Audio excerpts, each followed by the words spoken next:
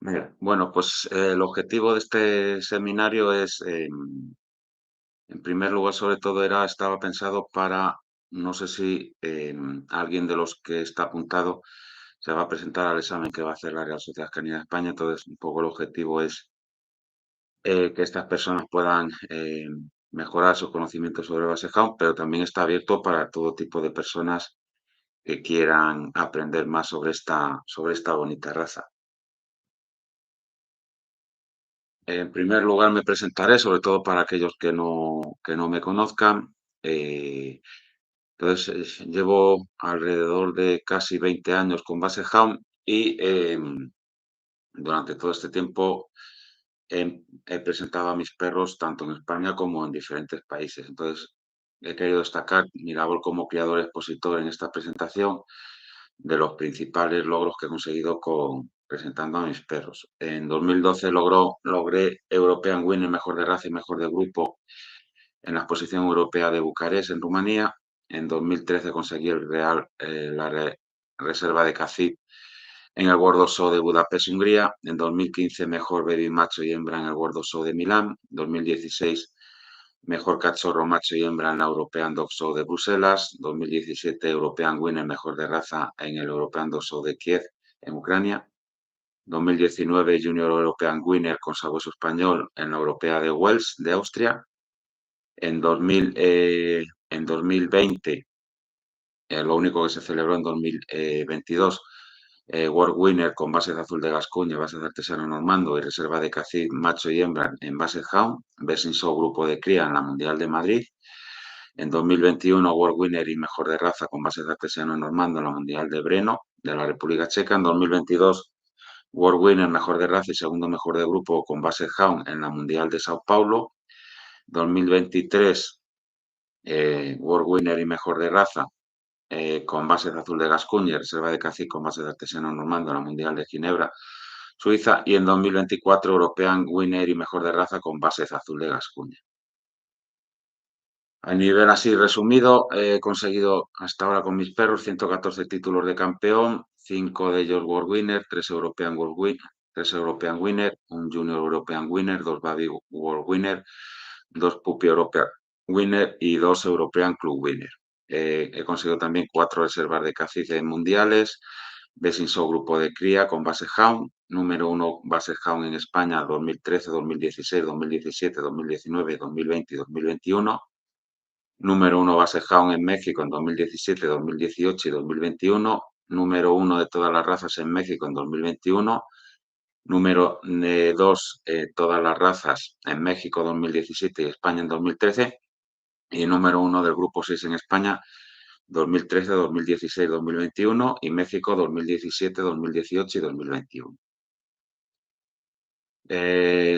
Mi labor como juez, soy juez internacional del FCI para todas las razas bases y algunas razas del grupo 6 y 7, juez de disciplinas básicas de la Real Sociedad Canina de España, he juzgado monográficas de razas bases, en especial Basset-Hound en España, Francia, Italia, Sudáfrica, Dinamarca, Suecia, Estados Unidos, Alemania y Hungría, y he juzgado concursos monográficos de varias razas españolas, como el perro de agua español y mastín del Pirineo. En esta foto podemos verme en la monográfica de Francia jugando bases azul de Gascuña en una monográfica que hubo más de 100 perros de esta raza.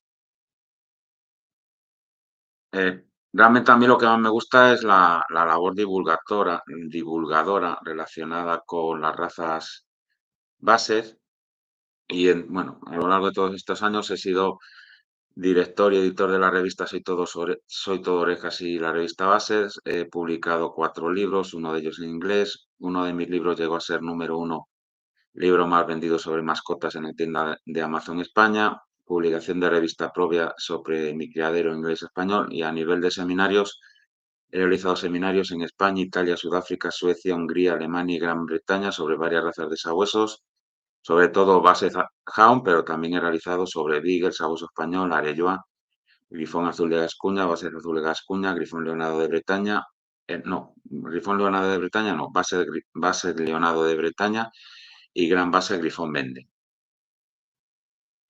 Bueno, y sobre todo, no estaría yo aquí hablando sobre Basset Hound si no fuera por mis perros. Entonces, Aquí he puesto, a continuación vamos a ver un vídeo donde podemos ver algunos de mis perros y también moviéndose en el campo y realizando las funciones que serían habituales ver a la raza Basset Hound en el monte.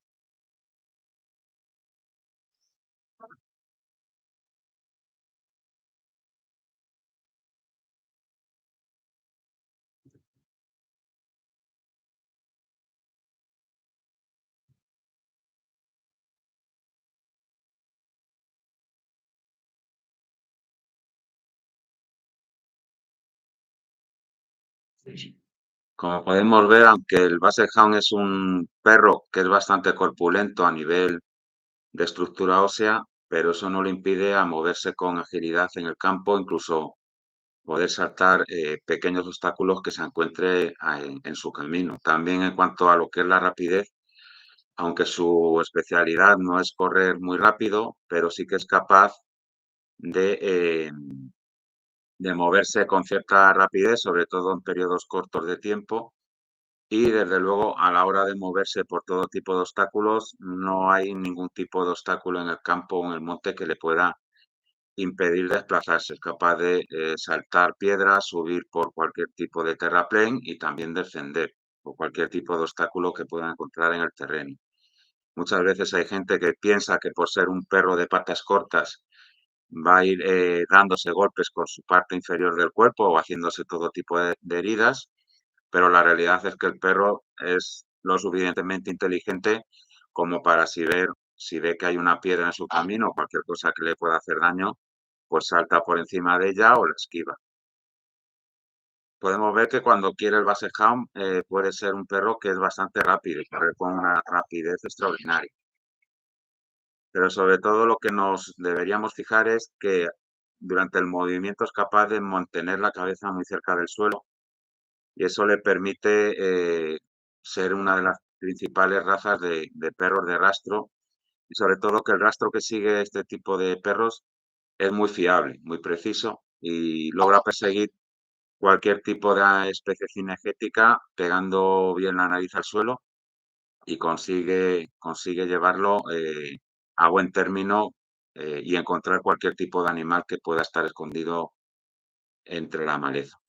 También por su pequeño tamaño le permite a esta raza poder, poder seguir todo tipo de rastro por cualquier tipo de terreno y sobre todo para lo que se pensó originalmente es poder meterse entre la maleza y poder ser seguido a pie, porque a diferencia de la mayor parte de razas de sabueso grandes que estaban pensadas para acompañar a cazadores montados a caballo, las razas bases en general se desarrollaron para poder ser unas razas que pueden ser seguidas a pie. Sí que es cierto que cuando cogen velocidad hay que correr bastante, pero es posible, no es necesario, por lo menos seguirlas a caballo como ocurre con el resto de razas de, de gran alzada. Ahora vamos a pasar al origen y características básicas de esta raza. Aquí tenemos una imagen del sacado del libro Nos Basset Français de Alain Bourbon, que fue uno de los primeros libros dedicados a las razas Basset. Aunque aquí no hablaban del Basset Hound porque el autor era francés y prestaba atención sobre todo a las razas de Basset franceses. Lo primero de todo es que las razas Basset fueron preservadas por los monjes. ¿Por qué? En general, durante la Edad Media y durante gran parte de la historia de las razas de sabuesos eran utilizadas sobre todo para cazar caza mayor, tipo jabalí, ciervos, corzos, y normalmente este tipo de caza era practicada por la nobleza, porque era necesario contar con grandes jaurías de perros tipo sabueso y la caza se realizaba normalmente a caballo. Los monjes en aquella época, donde había tanta dificultad de acceso a proteína de origen animal, pues en algunos monasterios, sobre todo en la región entre Bélgica y entre lo que es la actual Bélgica y la actual Francia, pues querían realizar aportes de proteína animal y para ello desarrollaron o seleccionaron dentro de los sabuesos aquellos que eran de patas más cortas para poder cazar sobre todo conejo y liebre.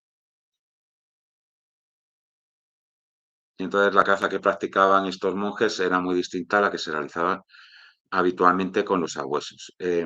Cuando se inventó la escopeta, esto hizo que prácticamente cualquier persona pudiera realizar caza con perros de rastro. Ya no era necesario tener caballos ni grandes jaurías de perros, sino que hizo accesible que personas o granjeros o cazadores con pocos recursos pudieran realizar caza con perros de rastro sin necesidad de tener estas grandes jaurías ni tampoco la necesidad de mantener caballos. Entonces fue la oportunidad para el desarrollo de las razas base. Eh, en nuestro vecino país francés, en nuestros vecinos franceses, que eran muy aficionados a la caza con perros de rastro, y sobre todo para grandes animales, la llegada de la escopeta hizo que se popularizase la utilización de perros tipo base para la caza con perros de rastro. Y esto hizo que se desarrollase de una forma muy importante. Cada región atlántica, veremos luego más adelante que las razas bases se han desarrollado sobre todo en todo lo que es el arco atlántico de Francia. Y cada región acabó desarrollando su propia raza base que se estaba sobre todo orientada a las características del terreno y también a las diferentes modalidades de caza de estas regiones. Se desarrollaron un montón de razas base, algunas de ellas no nos han llegado hasta hoy, como el base de Saint-Ons o el base de las Ardenas, y luego, por otro lado, como hemos dicho, todas las razas bases encontraron un desarrollo extraordinario en todo lo que es el arco atlántico de Francia. Sin embargo, por ejemplo, en España, lo que es la cornisa que da al Océano Atlántico, el mar Cantábrico, sirvió para el desarrollo de una raza tan nuestra como es el sabueso español. En Francia se acabaron estableciendo 5 razas bases, las veremos un poco más adelante, y sobre todo me gustaría destacar entre los grandes pioneros dedicados a la selección de las razas bases fue el conde Le Cortot de Canteleu, que en su origen era un gran cazador de lobos, para lo cual utilizaba sobre todo razas de gran alzada, porque el lobo se cazaba a caballo, sobre todo utilizó grifones tipo grifón vendén y también perros tipo gran sabueso azul de Gascuña, pero conforme el conde Lecoteo de Cantelé se fue haciendo más mayor y por tanto y fue dejando la caza del lobo, que además también se fue dejando a un lado la caza del lobo porque en Francia acabaron cazando prácticamente todos los lobos que había y se quedó restringido a pequeñas regiones. Con progresiva extinción del lobo en Francia y también conforme se fue haciendo más mayor y por tanto no le resultaba posible realizar una caza tan complicada y tan peligrosa como es la caza del lobo, su atención se dirigió sobre todo hacia labores de cría y hacia el desarrollo de las razas bases. La evolución de las razas bases ha surgido todo a partir de un tronco común. En su origen, como ya hemos dicho, en monasterios franceses empezaron a seleccionar un perro de pequeño tamaño que era característico por su reducida alzada. Esto les permitió aportar proteína animal cuando estaban en los monasterios y poder tener sus pequeñas jaurías que eran mucho más sencillas de mantener que las grandes jaurías de base de perros tipo sabueso que tenían los nobles en Francia. En el siglo XVIII se comienzan a tener algunas descripciones de lo que pensamos que podía ser un basset azul de Gascuña. Más adelante, en el siglo XIX, comenzamos a tener primeras descripciones de un perro tipo base que se denominó como base francés. Más adelante empezamos a tener cierta diferenciación de este base francés en función del tipo de pelo que tenía. Se tienen referencias de base francés de pelo sedoso, que en su momento decidieron los criadores dejar de criar con él porque entendían que era un tipo de base que no era muy apto para la caza. También el base francés de pelo corto y el base francés de pelo duro. Más adelante, el base francés de pelo corto acabó originando, por un lado, una serie de ejemplares que se exportaron a Gran Bretaña, acabó originando el base hound, del cual se tienen las primeras, digamos, descripciones escritas en 1883. En 1870 tenemos descripciones de base francés de pelo corto que comenzaron a diferenciarse entre tipo Lane, que era origen debido a su criador, Louis Lane, y base francés de tipo Lequeté, en base a su criador, el conde Lequeté de Canteleu. Luego, por otro lado, tenemos que los bases de pelo duro acabaron dando origen a dos estirpes, por un lado el base de Leonardo de Bretaña y por otro lado el base Grifón Vendée.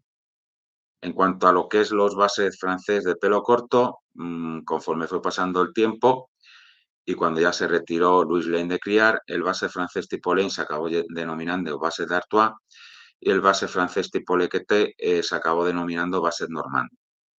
En 1930, un importante criador por aquella época, Leon Berrier, decidió que el base d'Artois y el base normando debían fusionarse en una única raza que acabó recibiendo la denominación de base de artesano normando.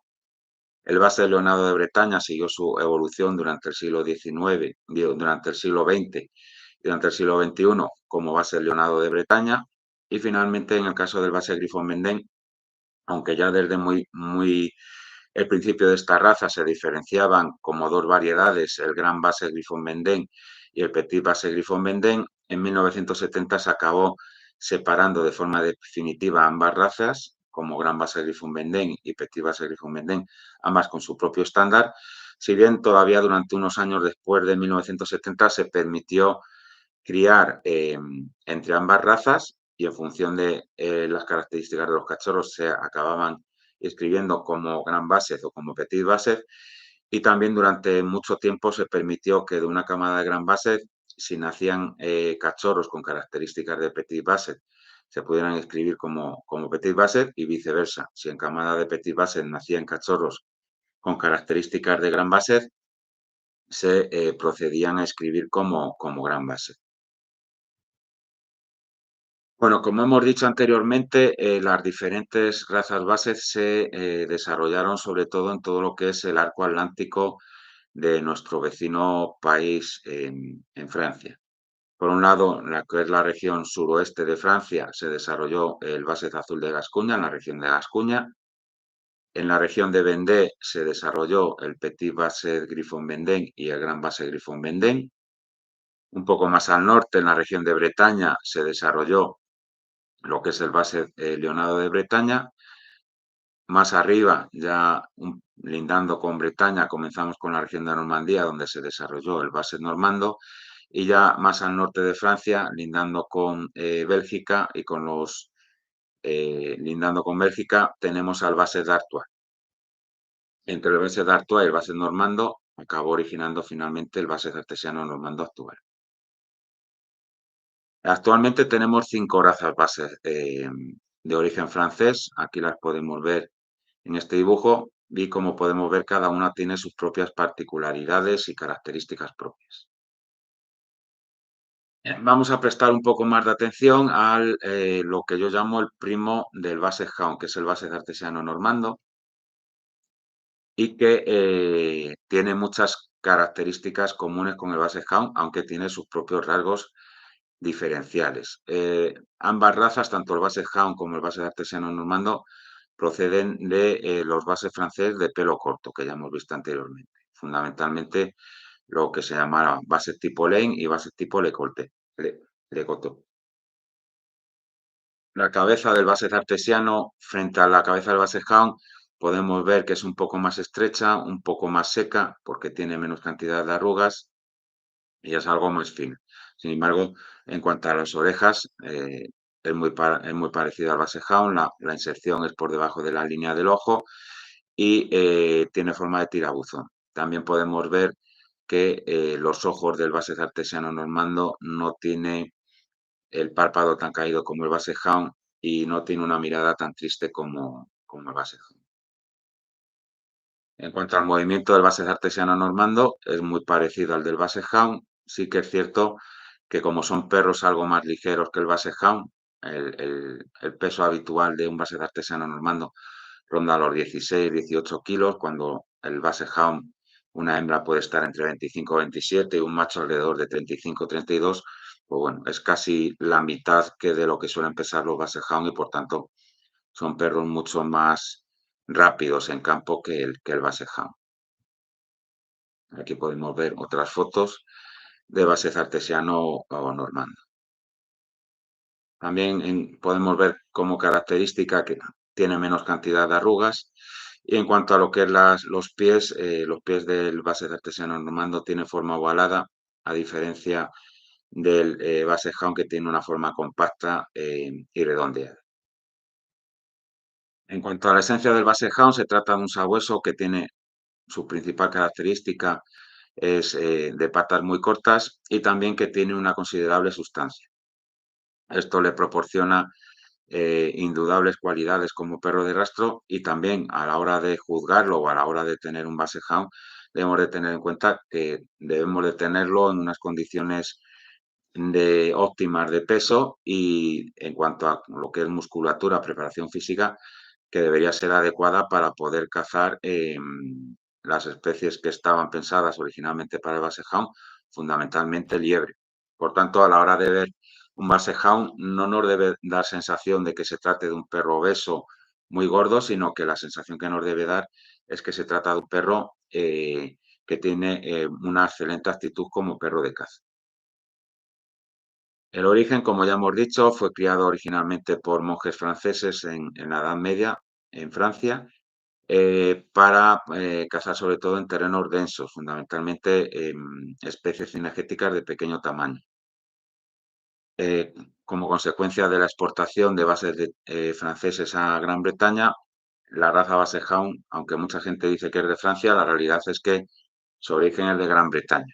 Está basada sus raíces en perros de origen francés, pero lo que es la propia raza Basset Hound se considera que es de origen de Gran Bretaña. Los primeros años, sobre todo, la gran influencia es, aparte de los perros que exportaron Le Coté de Cantelet y Louis Lane, sobre todo fue especialmente importante la labor realizada por Everett Millais, que era hijo de un pintor muy famoso, John Everett Millais. Esto le permitió acceder a lo que es la élite intelectual dentro de Gran Bretaña, y es lo que permitió dar a conocer a toda esta élite intelectual la raza Basset Hound. Por aquel entonces, Gran Bretaña era un país muy rico, la revolución industrial hizo que hubiera una gran cantidad de riqueza, y mucha gente millonaria, pues aparte de dedicarse a criar caballos y cosas y dedicarse un poco a la selección de razas de caballos, también decidieron dedicarse a lo que es la selección de razas de perros, siguiendo en gran parte los criterios de selección en la cría caballar. Esto también hizo que fuera muy popular incorporar nuevas razas. Por otro lado, también, por aquel entonces, Gran Bretaña era titular de un gran imperio que se repartía a lo largo de prácticamente todo el mundo, y lo que hacían era traer razas que encontraban en los diferentes países donde estaba presente el Imperio Británico. Y eso hizo que, por ejemplo, las bases franceses, dándole el toque que le quisieron dar en Gran Bretaña, pues concitase un gran interés. En muy pocos años se pasó de que el Basset Hound ni siquiera existía a que hicieran exposiciones donde se juntaban más de 100 perros de esta raza. Aquí podemos ver las características de algunos de estos primeros Basset Hound. En la foto de la izquierda, perros que ya tenían o que formaban parte del libro de orígenes de Basset Hound, del club de Basset Hound creado en Gran Bretaña. Y por otro lado, a la derecha, tenemos bases de Le Coté, que eran bases franceses. Como podemos ver, pues no había grandes diferencias originalmente entre ambos tipos de perros. Uno de los rasgos que define a lo que es la raza Basset Hound es la condroplasia. La condroplasia realmente es una enfermedad que lo que ocasiona es que, en lugar de tener extremidades de longitud normal, pues se trata de perros que tienen longitud de extremidad mucho más corta que un perro equivalente en cuanto a tamaño de cuerpo. Esto se debe a que la condroplasia afecta sobre todo al desarrollo de los cartílagos y, por tanto, al crecimiento de los huesos largos del cuerpo. También tiene como efecto secundario que los cartílagos se endurecen con mucha mayor rapidez y esto ocasiona determinados problemas que son habituales dentro de la raza en cuanto a conformación, como el desarrollo de la caja torácica, donde durante su desarrollo inicial como cachorro, gran parte de la caja torácica está formada por cartílago y esto hace que sea habitual que las cajas torácicas de los Basset tengan tamaños irregulares, sean cortas por la parte inferior, tengan ausencia de apéndice sifoideo y en general no tengan la forma regular que podría tener en el caso de perros con crecimiento normal de los cartílagos.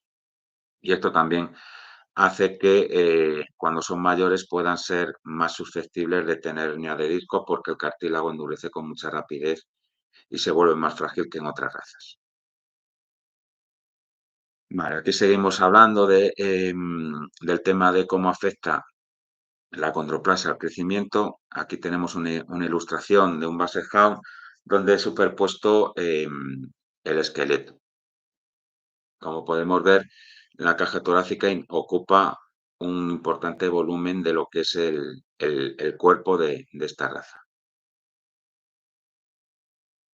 Al ser un perro que tiene las patas muy cortas, esto hace que las extremidades delanteras tengan que envolver la caja torácica.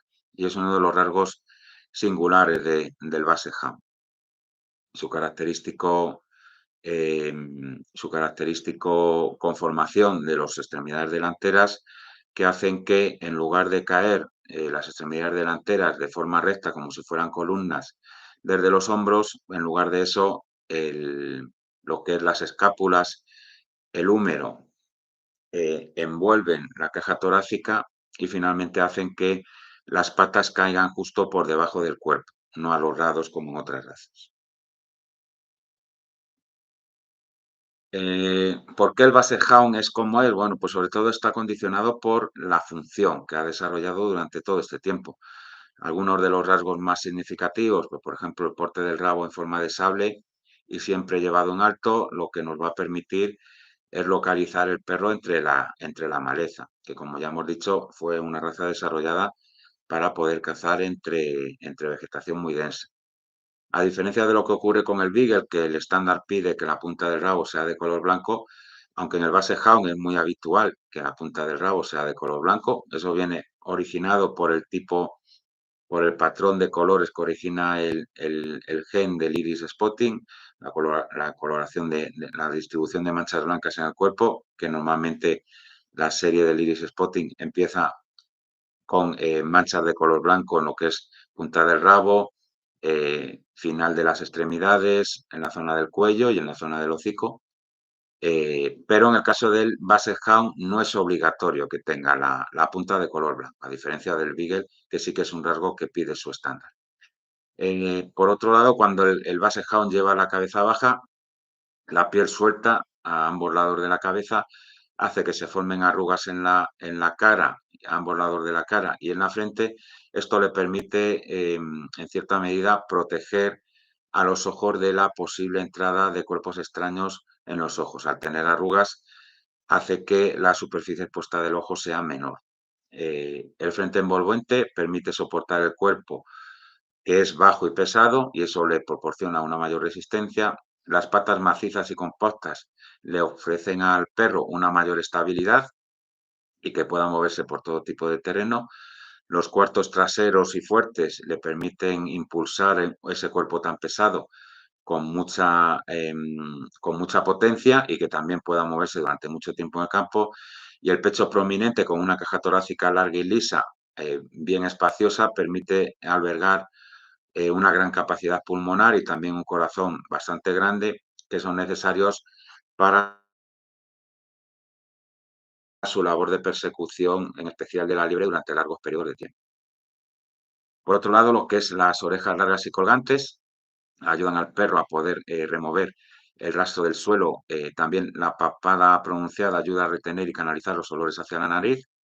El manto de pelo corto cuenta con aparte de ser una piel muy gruesa en el caso del Basset Hound, genera una gran cantidad de grasa. Eso hace que el pelo sea bastante impermeable y que también le proteja bien frente a todo tipo de zarzas, pinchos y elementos que pudieran causar heridas en la piel del Basset-Hound. También el hecho de que tenga la piel suelta y con tantas arrugas es para proteger en cierta medida la musculatura.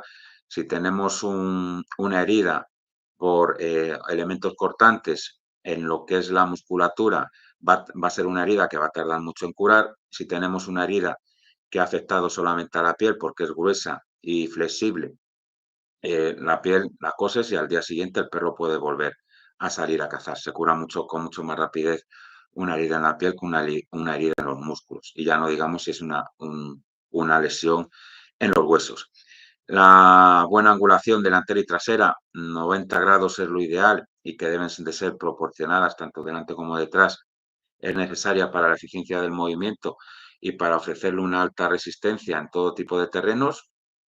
La nariz grande con ventanas bien abiertos, lo que le permite es poder captar una gran cantidad de olores. En esta foto, por ejemplo, podéis ver lo grande que es el orificio nasal mientras el perro está en movimiento. Eso le permite introducir una gran cantidad de aire que le sirve también para poder respirar con facilidad, además de para poder captar una gran cantidad de olores. Y finalmente el cuello largo y arqueado le permite acercar con mucha más facilidad la nariz al suelo. Se trata, en general, el Basset Hound es una raza que mientras se está moviendo puede llevar la nariz prácticamente pegada al suelo, a muy poca distancia del suelo. Luego también el Basset Hound tiene algunas proporciones inusuales. Aquí podemos ver que se trata de un perro, sobre todo, que tiene un cuerpo alargado y que tiene muy poca distancia al suelo. A diferencia de otras razas bases, como puede pasar con el Basset artesiano normando o el Basset azul de Gascuña, que vienen definidas las proporciones tanto de la profundidad de la caja torácica como la proporción entre la altura a la cruz y la longitud del cuerpo. En el caso del Basset artesiano, el Basset azul de Gascuña, está definida en una altura a la cruz frente a la longitud del cuerpo de 5 octavos. En el caso del Basset Hound, esta proporción no está definida, simplemente nos dicen que se trata de un perro que tiene la longitud del cuerpo larga y tampoco nos dicen la distancia que debe de haber desde el suelo hasta la parte inferior de la caja torácica, que en el caso del Basset artesiano normando nos dicen que debe ser la distancia al suelo de un tercio. Bueno, viene definido como la profundidad del pecho es 2/3 respecto a la altura de la cruz, que por tanto la distancia del suelo a la parte inferior del cuerpo es de 1/3. Algo parecido pasa en el Basset azul de Gascuña. Y también aquí quiero hacer notar que en el caso del estándar del Basset Hound del American Kennel Club, también nos vuelven a hablar de esta distancia de 1/3 desde el suelo hasta la parte inferior del pecho, que es una distancia que muchas veces se utiliza como referencia, pero sí que es cierto que en el estándar de la FCI no aplica porque no hablan, simplemente nos dicen que debe haber suficiente espacio entre el suelo y la parte inferior del cuerpo. No debemos de aplicar de forma estricta esto que decimos de 1/3 porque esa proporción de 1/3 nos viene heredada del estándar del American Kennel Club, que no aplica en los países de la FCI. Bueno, aquí he querido hacer diferentes proporciones de la altura a la cruz, longitud del cuerpo, bueno, para que podáis ver cuál podría ser una más o menos una proporción ideal. En el caso de la proporción 2:1, lo tenemos en la esquina superior derecha, que además es una proporción que muchas veces he visto yo en algunos libros, en algunos seminarios de Basset Hound. Podemos ver que es una proporción que nos da un cuerpo demasiado largo, nos da una especie de monstruo. Yo creo, simplemente viendo cómo nos resultaría un perro con estas proporciones, nos da a entender que no es una proporción correcta, aunque la hayamos visto en libros o en algunos seminarios.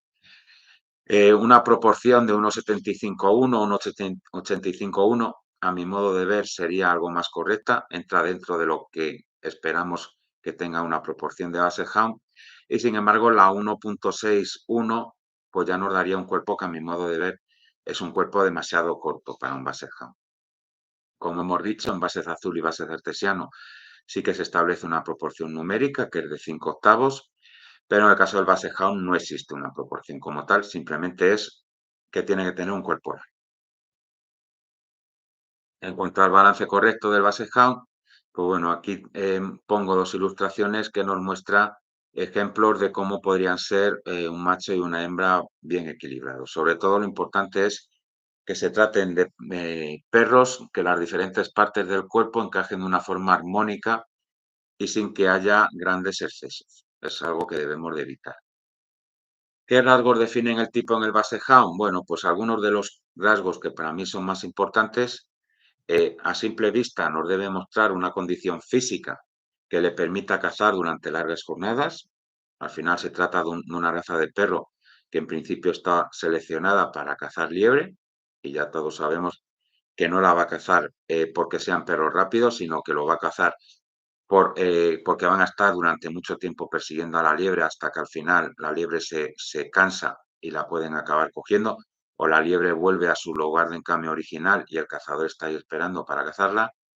Se caracteriza también por tener orejas largas, aunque importante, estas orejas no deben de ser exageradamente largas. El estándar se cambió en el año 2010, si no recuerdo mal, y en ese cambio lo que pedían es que simplemente las orejas deben sobrepasar ligeramente la punta de la nariz. En el estándar del American Kennel Club, sin embargo, sí que continúa pidiendo unas orejas exageradamente o considerablemente largas. La cabeza debe ser larga y con una forma bien abovedada. También es importante destacar que en esta raza la protuberancia occipital debe ser evidente y debe ser fácilmente observable. Posee arrugas a ambos lados de la cabeza, si bien estas arrugas no deben de ser exageradas, lo ideal es que tenga uno o dos pliegues como mucho. Más de dos pliegues sería demasiados pliegues de arrugas a ambos lados de la cabeza. El cuerpo no es demasiado pesado ni tampoco demasiado próximo al suelo. Se trata de una raza que tiene mucha sustancia, pero esta sustancia nos la deben dar la densidad del hueso. O sea, el hueso debe de ser voluminoso, pero no debe tener, no debemos lograr ese volumen con grasa. Lo debemos de conseguir con hueso, con el tamaño del hueso. Debe tener una forma rectangular y considerable sustancia, como ya hemos dicho. El esternón debe ser prominente, debe sobresalir por delante del cuerpo y la línea dorsal debe mantenerse a nivel, aunque se admite que la zona del lomo pueda estar arqueada. Cuanto perros, sobre todo, que están muy musculados, este arco va a ser notorio, sobre todo cuando palpemos esa zona de la línea dorsal, porque al final la musculatura, el paquete muscular de la zona lumbar va a hacer que haya un ligero arqueamiento en esa zona. En cuanto al balance, bueno, pues ya he comentado que todas las patas deben de encajar de forma armónica y suavemente dentro del cuerpo. La cabeza debe ser lo suficientemente grande y en proporción al cuerpo. Aquí yo añadiría también que los perros deben de tener cabeza de macho y las hembras deben de tener cabeza de hembra. Hay veces que puede ocurrir que haya perros con cabeza femenina o hembras con cabeza muy masculina. Pues para mí, eso, por ejemplo, es un defecto que debemos de penalizar en su justa medida. El cuello debe ser arqueado, bastante largo, y debe insertarse de una forma suave y elegante entre los hombros. Eso nos va a indicar que se trata de un cuello correcto. Las angulaciones delanteras y traseras deben de ser proporcionadas en tanto delante como atrás y lo más cercana posible a 90 grados en ambos casos. Lo ideal es que la longitud de escápula y húmera sea muy parecida para que pueda tener un movimiento delantero con suficiente alcance que acompañe el impulso que proporcionan los extremidades traseras. Los cuartos traseros deben de ser musculados y fuertes. Si observamos los cuartos traseros en vista posterior, debe tener la característica forma de manzana, que eso lo que nos indica es que tiene una buena musculatura. El rabo debe tener forma de sable y mientras va en movimiento debe llevarlo de forma erguida y moviéndolo alegremente. Y la altura no debe superar los 38 centímetros. Aquí también me gustaría resaltar que aunque el estándar del American Kennel Club, que fue además el que se aplicó en la FCI durante muchos años, aunque ahora ya no es el que se aplica, en el estándar del American Kennel Club, si se supera la altura de 38 centímetros, es una falta descalificante. En el caso del estándar del FCI, no se considera falta descalificante, sí que se considera una falta porque está superando la altura ideal, pero debe penalizar solamente en función de la diferencia o en función de cómo sobrepasemos esa altura de 38 centímetros. Cuanto más lejos estemos de los 38 centímetros por encima, pues más deberemos penalizar. Pero en ningún caso debe ser de fabricante, salvo que ya la altura sea lo suficientemente alta. En cuanto a lo que es rasgos inconfundibles dentro de la raza, bueno, pues sobre todo para mí la cabeza es indistinguible y debemos poder a simple vista, solamente viendo la cabeza, identificar que se trata de una cabeza de un Basset Hound. Cabezas que son parecidas, pues bueno, la de Bloodhound es parecida, pero es muy distinta también, es mucho más grande la de Bloodhound, y otras cabezas que podrían ser parecidas, la del Basset Artesiano Normando, pero la Basset Artesiano Normando es algo más fino y también bastante más seca, no tiene tantas arrugas en la cabeza como el Basset Hound. Dentro de lo que es los rasgos distintivos de la cabeza del Basset Hound, para mí son importantes tener en cuenta los planes superiores, deben de ser casi paralelos. Si son paralelos, tampoco se considera falta. Yo entiendo que cuando dicen casi paralelos, lo que quiere decir el estándar es que deben de ser lo más paralelos posibles. Todo lo que se diferencie de paralelismo, que suele ser mediante planos divergentes, debemos penalizarlo más cuanto más divergentes sean los planos. Una ligera divergencia no es penalizable porque entraría dentro de lo que es planos casi paralelos. El stop es ligeramente marcado, algo marcado, lo podemos ver en la ilustración. Importante para mí, la protuberancia occipital debe ser prominente, debe ser notable a simple vista. Los Belfort deben de cubrir ampliamente los labios inferiores, aunque siempre sin exageración.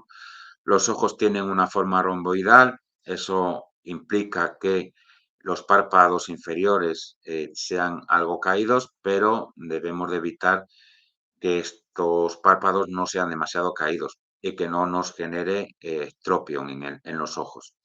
Las orejas deben de tener inserción baja, preferir, lo ideal es que estén por debajo de la línea del ojo y deben, en cuanto a la longitud, debe superar ligeramente la punta de la nariz.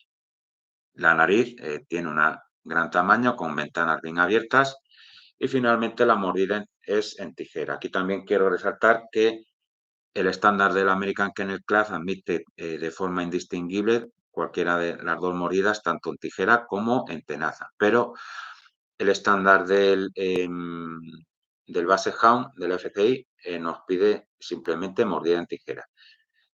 Como es un estándar de origen inglés, en el estándar de origen inglés no nos indican si la mordida prognata es una mordida descalificante o no. Por tanto, como jueces debemos calificarlo en función de nuestra opinión.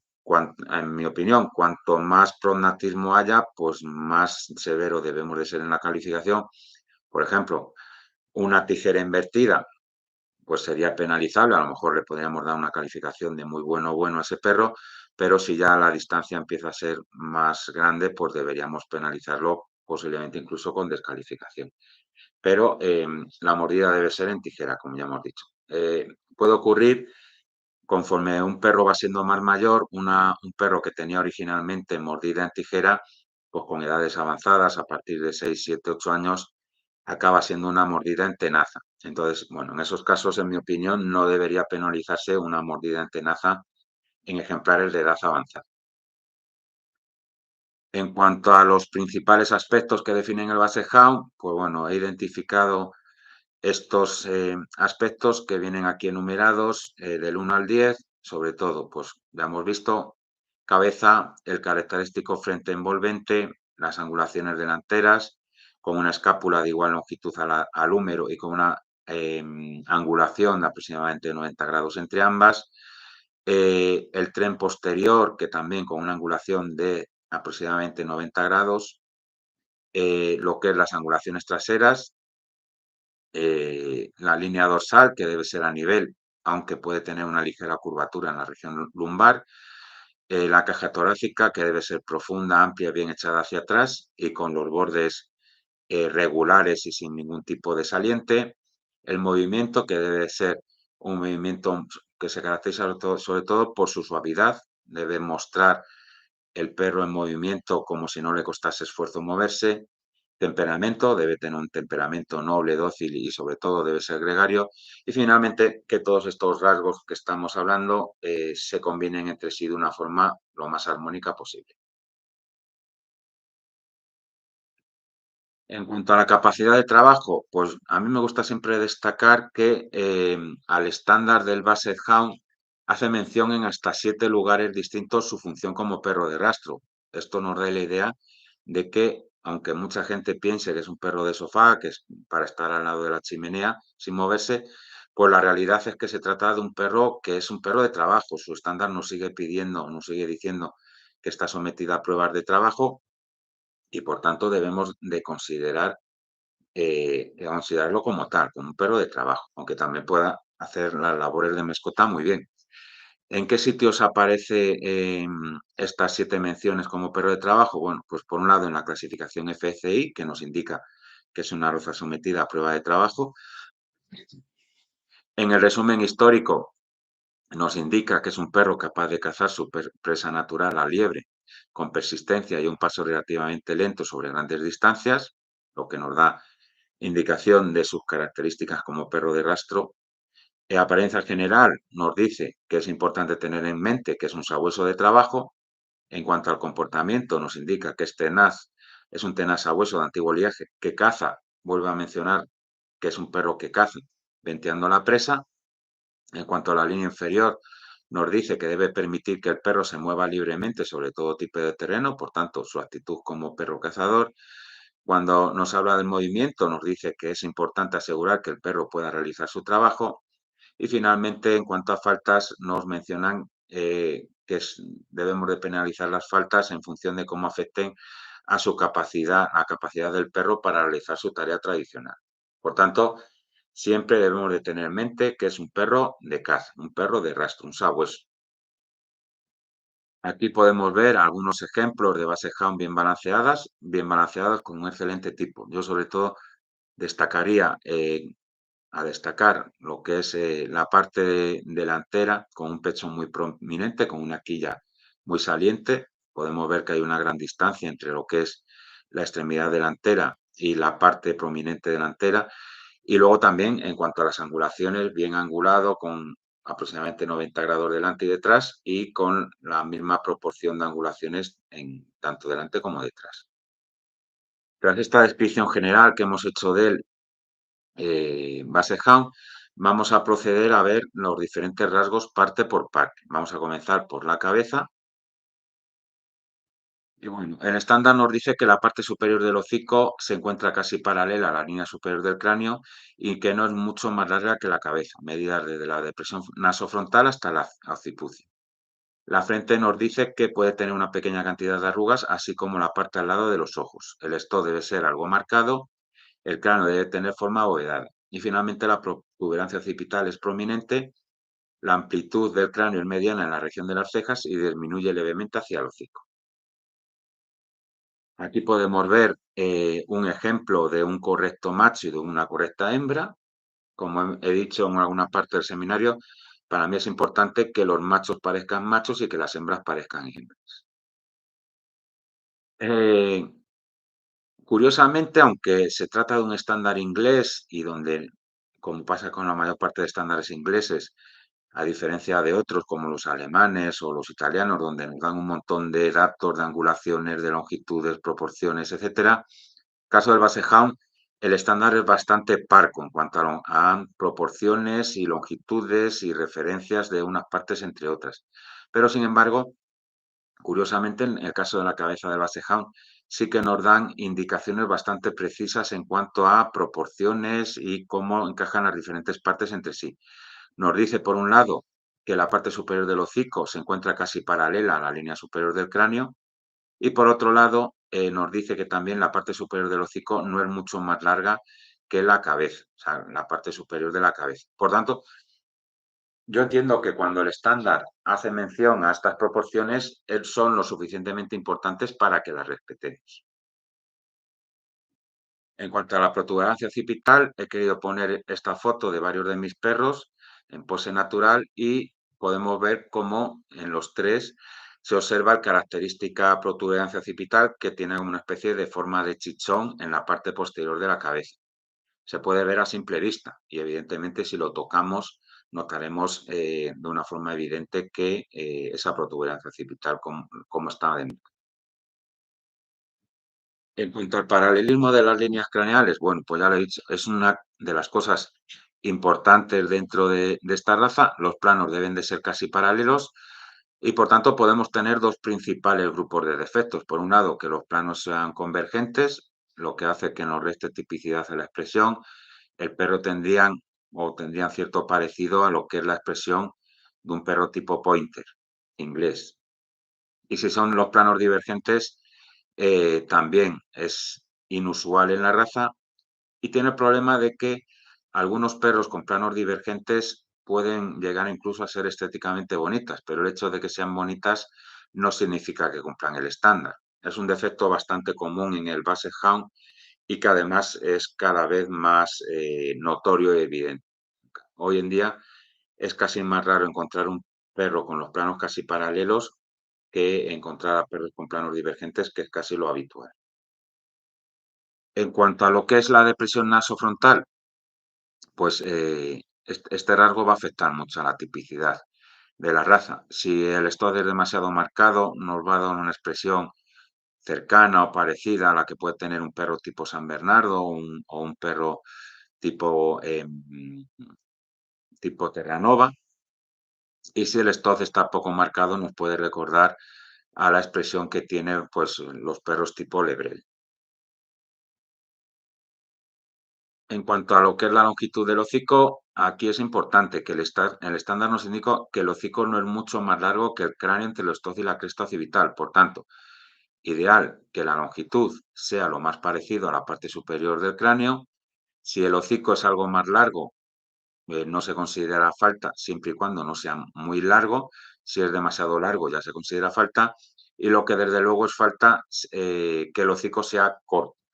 ¿Por qué penaliza que el hocico sea más corto? Pues se trata de una raza de trabajo, por tanto, cuanto más largo sea el hocico, siempre y cuando guarde las proporciones adecuadas, va a tener más espacio para captar olores y también va a tener más espacio para calentar el aire que entra del exterior y por tanto entre directamente a los pulmones más caliente.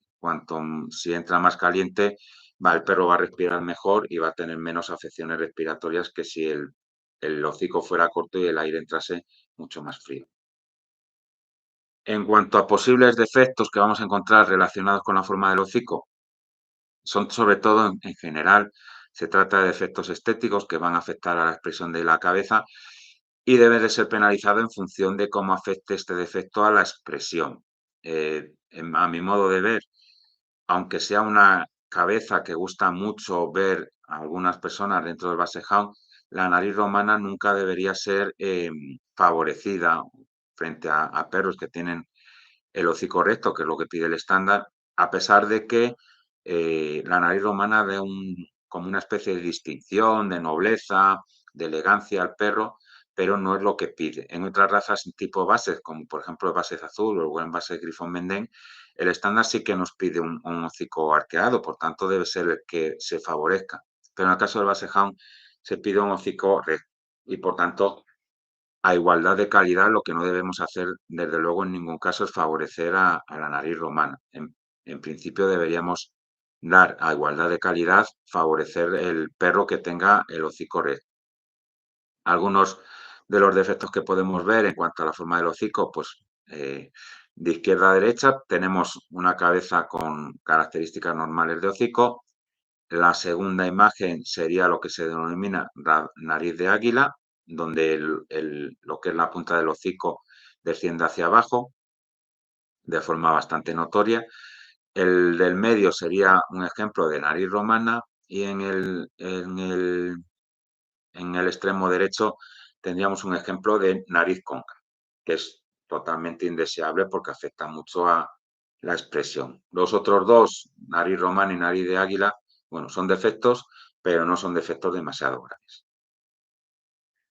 En cuanto a lo que es la región facial, el estándar nos dice que la trufa, las ventanas deben de ser anchas y bien abiertas. el hocico nos dice que la apariencia del hocico es delgada, pero no es puntiagudo. Los belfos deben de cubrir la parte inferior de forma considerable, los labios inferiores. Los ojos, es uno de los rasgos importantes del Basset-Hound, deben de tener forma romboidal, pero recordemos, sin que caiga en estropión, no deben de ser ni prominentes ni tampoco hundidos. La expresión de esta raza debe ser calmada y seria. Y en cuanto a las orejas, que es otro de los rasgos distintivos de esta raza, deben de tener inserción baja, justo por debajo de la línea de los ojos, y aunque son largas, no deben de ser demasiado largas. El antiguo estándar sí que pedía orejas que pedían que la punta de la oreja sobrepasase considerablemente la punta de la nariz. Hoy en día el estándar simplemente nos dice que las orejas se extienden levemente más allá de la punta de un hocico de largo core. En cuanto a la trufa, nos dice que debe ser completamente negro, excepto en los sabuesos de coloración clara, tipo bicolor, donde se puede admitir un color pardo hígado, pero en cualquier caso, perros de capa tricolor siempre van a tener que tener nariz negra. Perros de capa bicolor pueden tener la nariz negra, que para mí es un rasgo de calidad importante en este tipo de perros con capa bicolor, pero tampoco resulta descalificante el que la tengan de color pardo hígado. Falta de pigmentación, aunque es una falta menor porque es una falta estética, debemos de penalizarla en función de la extensión de esta falta de pigmentación. Si es simplemente una pequeña región sin pigmentar, no deberíamos penalizarlo. Si la pigmentación es bastante notoria, evidente y tiene una gran extensión, debemos de penalizar.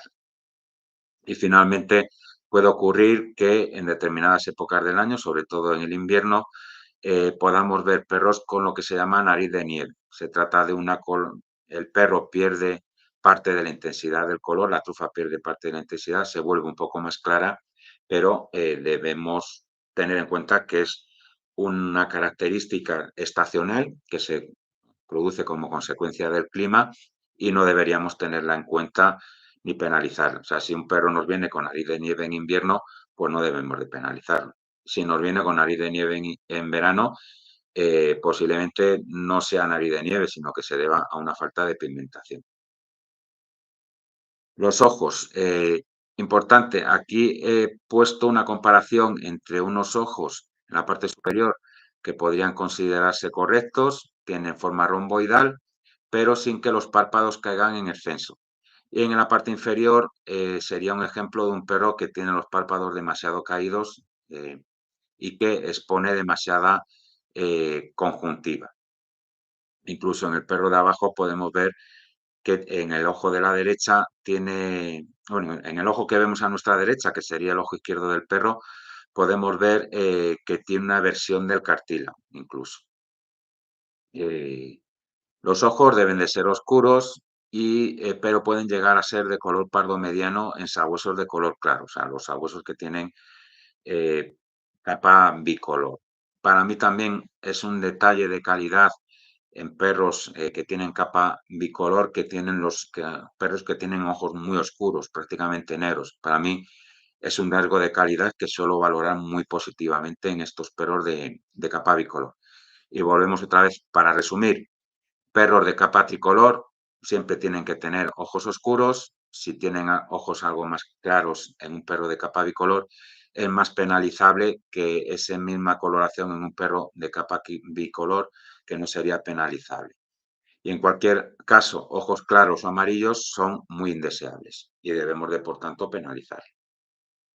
Cuando examinamos los ojos debemos de prestar atención a párpados que sean demasiado caídos, y también la presencia de humedad excesiva alrededor de los ojos. También puede ocurrir que haya versiones de cartílago en perros que son jóvenes y si no los han operado para corregir ese problema, puede ocurrir que veamos perros con ojo en cereza o bueno, la forma popular, ojo en cereza es la forma popular de denominar al prolapso de la glándula del tercer párpado. Pues debemos de penalizarlo también. El prolapso de la glándula del tercer párpado es una cosa que es muy fácil de operar y va a ser raro que lo veamos en una exposición, porque aunque en algunas líneas es bastante habitual que tengan prolapso, va a estar operado el perro y no lo vamos a notar. También debemos de prestar atención a posible exceso de legañas, pestañas húmedas, presencia de humedad a ambos lados de los ojos. Eh, Nosotros cuando juzgamos no somos veterinarios, debemos de evitar decirle al propietario que el perro tiene entropion, estropion, porque no tenemos capacidad suficiente para diagnosticar enfermedades o no deberíamos, aunque sea el entropion o el estropion evidente, sí que debemos de explicar al propietario que nos da la impresión de que el perro tiene los párpados demasiado caídos o que las pestañas se meten hacia adentro, la presencia de humedad. Nosotros como jueces no diagnosticamos enfermedades, pero sí tenemos capacidad para detectar problemas morfológicos. Entonces, sí que sería bueno decirle al propietario que a nuestro modo de ver sería conveniente que lo llevase a que lo viera un veterinario. Pero en ningún caso le debemos de decir que tiene entropión o estropión porque no tenemos atribuciones como diagnosticadores de enfermedades. En cuanto a lo que es las orejas, pues bueno, es otro de los rasgos distintivos del Basset Hound. Las orejas deben de tener una inserción baja, justo por debajo de la línea de los ojos. Deben de ser largas, aunque esta longitud no debe ser excesiva, ya lo hemos dicho varias veces, y simplemente se extiende levemente más allá de la punta del hocico. Las orejas son estrechas en todo su largo, bien enroscadas, o sea, tienen forma de tirabuzón y dirigidas hacia adentro.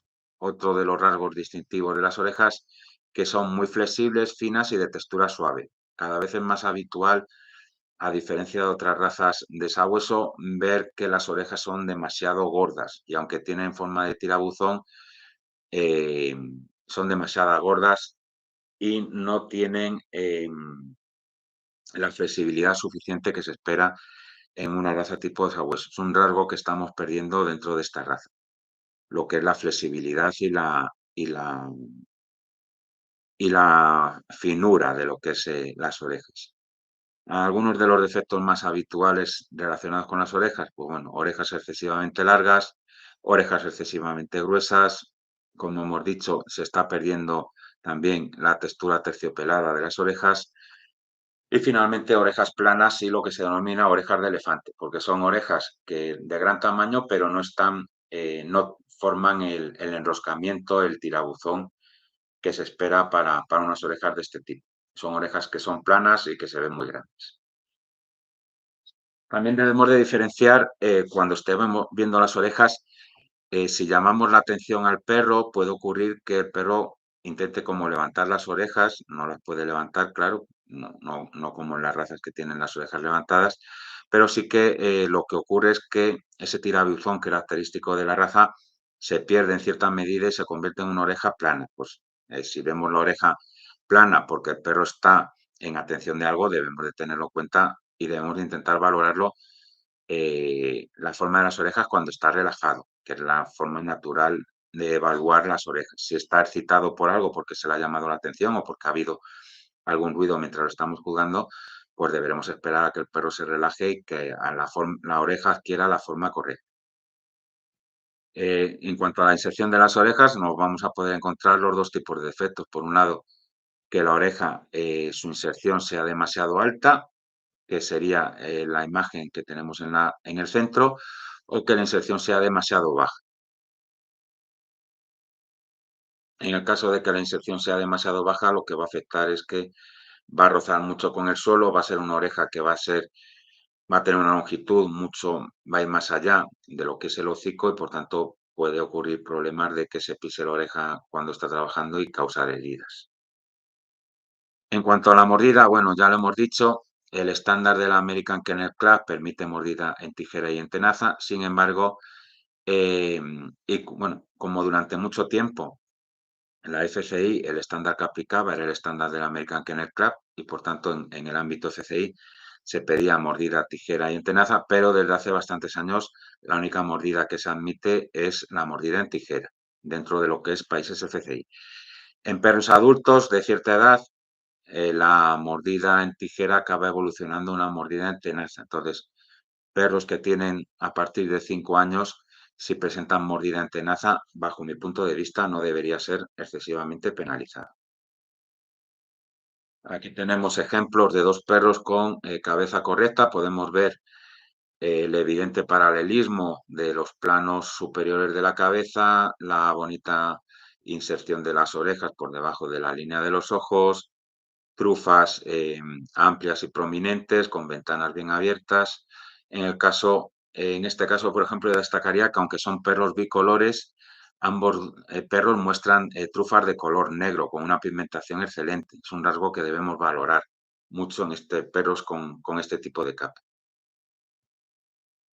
En cuanto al cuerpo, aunque ya hemos mencionado que uno de los rasgos distintivos es que debe tener un pecho bien prominente y que debe sobresalir de forma notoria, como es una raza que puede tener presencia de abundante piel en esa zona, esto es algo que debemos de palpar bien con las manos. Debemos de tocar con las manos esa zona del cuerpo para poder comprobar que el pecho es prominente.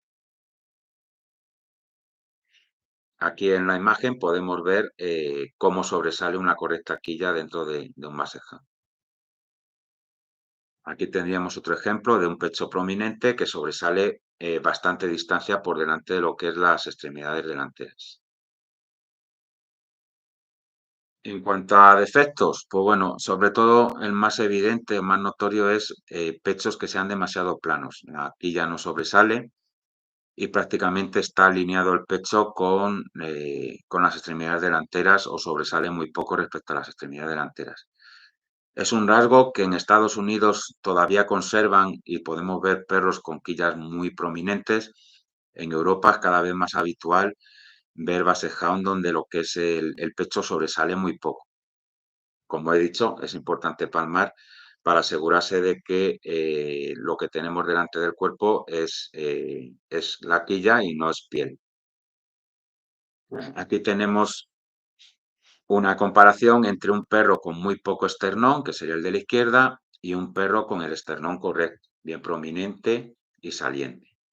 La diferencia es evidente. En cuanto a la caja torácica, las costillas deben de ser bien redondeadas y ceñidas, extendiéndose bien hacia atrás sin bordes salientes.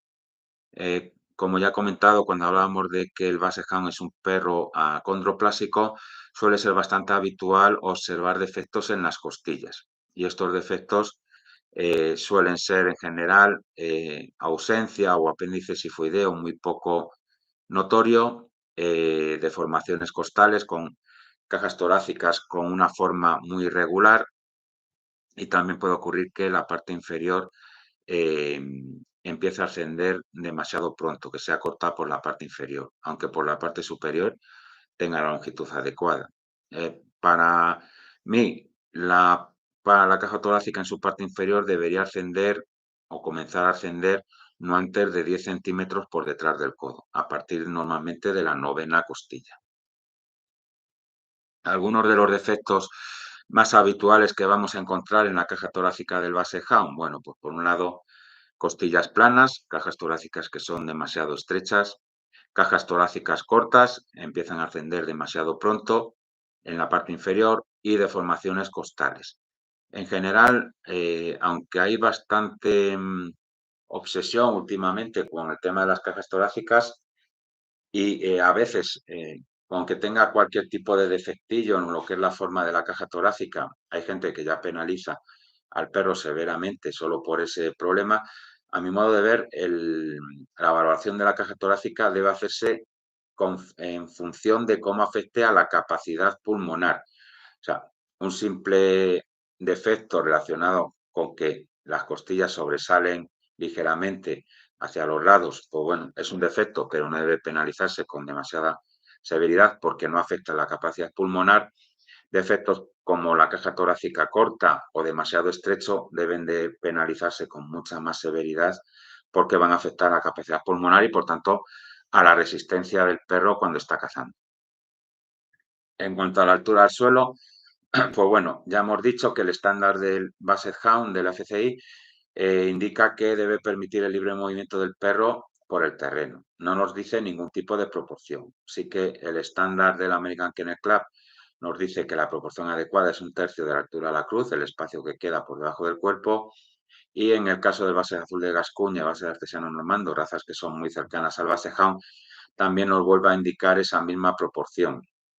Pero en el base Hound, vuelvo a insistir, no es obligatorio que haya una proporción de espacio libre en el suelo de 1/3 a la altura de la cruz. Debe ser adecuada y por tanto nosotros lo valoramos de como consideremos apropiado. Puede ocurrir dos defectos que podemos tener, que la altura al suelo sea demasiado pequeña, sería la imagen que vemos en la parte superior, o bien que la altura al suelo sea demasiado elevada.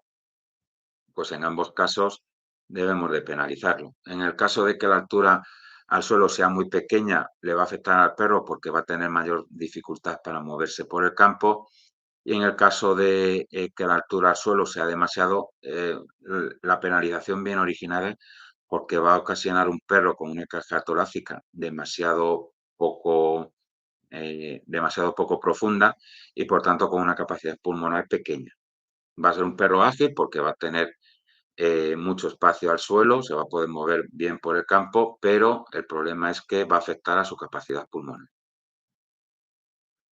En cuanto a la línea dorsal, el estándar nos dice que el cuerpo debe ser largo y profundo en toda su longitud, la cruz y el lomo deben de tener aproximadamente la misma altura, o sea, quiere decirnos que nos está pidiendo una línea dorsal a nivel.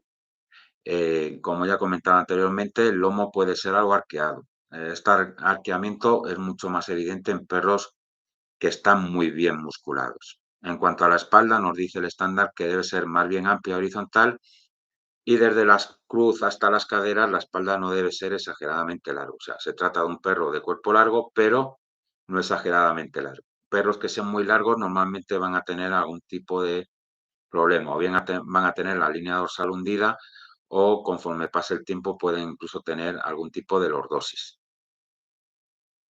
Aquí tendríamos dos ejemplos de buena línea dorsal. Como podemos ver, son cuerpos largos, la línea dorsal está a nivel, prácticamente recta, pero no es excesivamente larga.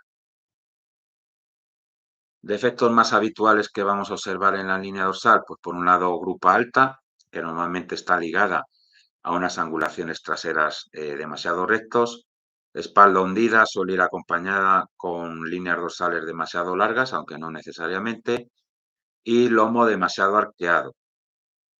Como hemos dicho, se permite cierto arqueamiento en la región lumbar, pero si es demasiado exagerado, pues lo debemos de penalizar. En cuanto a lo que es porte e inserción del rabo, pues bueno, aquí podemos ver una serie de defectos relacionados con la inserción del rabo. Por un lado, inserción baja, por otro lado, inserción alta. Tanto la inserción alta como la inserción baja son penalizables. El rabo demasiado curvado, que acabe tocando incluso lo que es la línea dorsal, es penalizable. La cola corta normalmente viene ocasionada por algún tipo de traumatismo o porque al nacer tuvo algún tipo de problema con la cola. Y la cola anudada o rota también es algo penalizable. Normalmente cuando la cola está anudada o rota no es algo tan evidente como lo que he hecho en el dibujo, sino que muchas veces solamente se nota si palpamos con cuidado cada una de las vértebras de la cola. Y eso deberemos hacerlo con cuidado para detectar este tipo de efectos que además es altamente hereditable. En cuanto a lo que es el porte, el movimiento debe de llevar el característico porte en forma de sable y si lo lleva abajo es algo que a mi modo de ver en el base hound debe ser penalizable. El porte del rabo bajo puede venir ocasionado por dos grandes motivos. Por un lado, algún tipo de problema anatómico en el rabo que hace que si lo levanta le pueda doler o directamente tiene incapacidad para poder levantarlo, por tanto debemos penalizarlo, o bien porque el perro tiene un carácter demasiado tímido. El carácter de base hound es un carácter bastante abierto, no tiene ningún tipo de problema con los extraños y cuando lleva el porte bajo suele ser por timidez. Como es un rasgo que debemos de penalizar, pues el porte incorrecto en movimiento, cuando el porte lleva abajo, lo debemos de penalizar y a igualdad de calidad nunca debe quedar por delante un perro con el rabo bajo respecto a otro que lleve el porte en forma de sable. Bueno, aquí tengo un ejercicio donde nos piden que evaluemos a ver cuál de estos perros tendrían el porte en forma correcta. Entonces, por ejemplo, En el caso del perro A sería un porte de rabo de forma correcta. El perro B, la inserción no es del todo correcta. En el caso del perro C, el rabo es demasiado curvado, tiene forma de hoz en lugar de forma de sable. El perro del ejemplo D tiene un porte correcto y en el caso del perro E, la inserción es demasiado correcta y el rabo va demasiado echado sobre lo que es la línea dorsal. Aquí tendríamos ejemplos de buena inserción de rabo, que era lo que habíamos dicho anteriormente. En cuanto a lo que es la parte frontal, es uno de los rasgos distintivos del Basset Hound. Para mí es un rasgo que debemos de, cuando lo estamos juzgando, prestar una importante atención, debemos fijarnos bien cómo es este rasgo y yo incluso cuando evalúo en movimiento este rasgo me llego a agachar para poderlo bien y suelo pedir que el perro se pare 2 o 3 metros antes de llegar a mí para poder ver cómo para de forma natural y lo miro normalmente agachado para poder ver que tiene una forma correcta. Las manos deben de mirar al frente, aunque también es aceptado que puedan abrir ligeramente hacia afuera. Cualquiera de las dos cosas se admite. Lo que no se admite es que abran demasiado hacia afuera o que no abran de forma simétrica las piernas. Lo ideal sería, en mi modo de ver, tanto que las manos miren al frente como que abran ligeramente hacia afuera.